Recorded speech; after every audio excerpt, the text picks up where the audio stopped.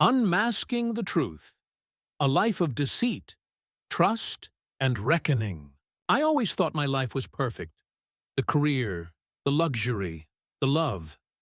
Everything seemed flawless, especially with Sarah. For the first 2 years, we were inseparable. We met, and it was like a scene from a rom-com. I was the tough guy. No emotions, no vulnerabilities. But she changed me. I fell for her hard.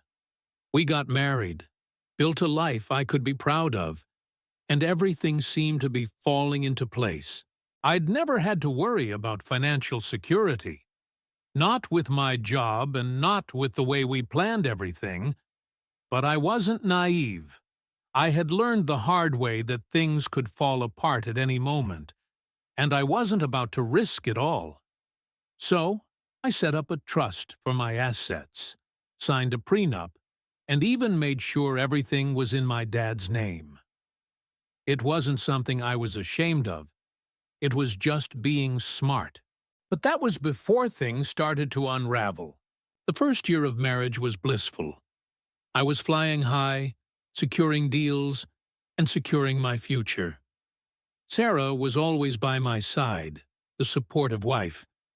But as time passed, something started to shift. She became distant.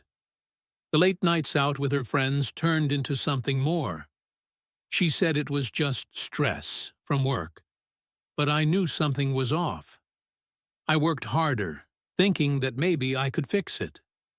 I booked a vacation for us to Hawaii, hoping it would bring us back to where we started. We had fun, but when we came back, she was even more detached. At first, I blamed myself. Maybe I was too focused on my career. But the truth? I wasn't enough. She wasn't the woman I thought she was. 6 months later, I came home early from work, excited to share the news that I had secured a big promotion. But as soon as I stepped through the door, I heard it. The sounds. The unmistakable sounds of someone else in my house. My heart dropped. Sarah was supposed to be out. I grabbed my phone and started recording, my blood running cold as I walked closer to the bedroom. What I saw shattered everything. There she was, tangled in the sheets with another man. She froze when she saw me. I couldn't move, couldn't speak. I stood there, watching the man scramble out of the room, and Sarah, her face flushed with panic, tried to cover herself with a pillow. "This isn't what it looks like," she gasped. "You're cheating too," she screamed, blaming me for everything, as if I was the one who'd betrayed her.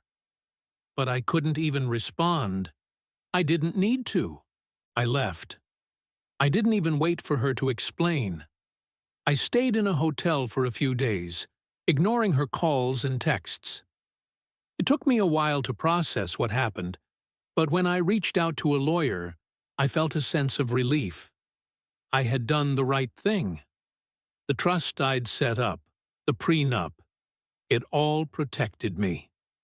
When Sarah tried to fight for half of everything, the lawyer laughed at her, reminding her that she'd signed an agreement with a clause that would strip her of everything if she cheated. She had no leg to stand on. It wasn't long before the divorce papers came. Sarah walked into the lawyer's office, thinking she could still pull the wool over my eyes, convinced that she could take what she wanted. But when the prenup was presented, her arrogance vanished. She looked defeated, crumbling in front of me. She begged for another chance. She said it was a mistake, a moment of weakness. But I wasn't interested. It was too late. The divorce was final, and Sarah was left with nothing. She tried to contact me several times, but I blocked her number. I wasn't angry anymore. I wasn't sad. I just didn't care. The woman I thought I knew was gone, and with her, the dream I had built was shattered. Now, life is different. I'm doing better than I've ever been.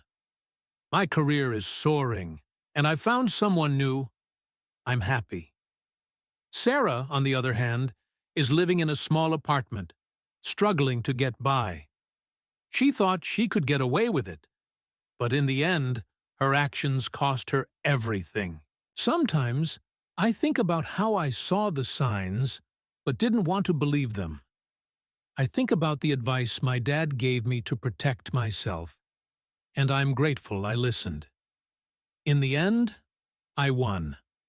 Not because I was vengeful, but because I was prepared.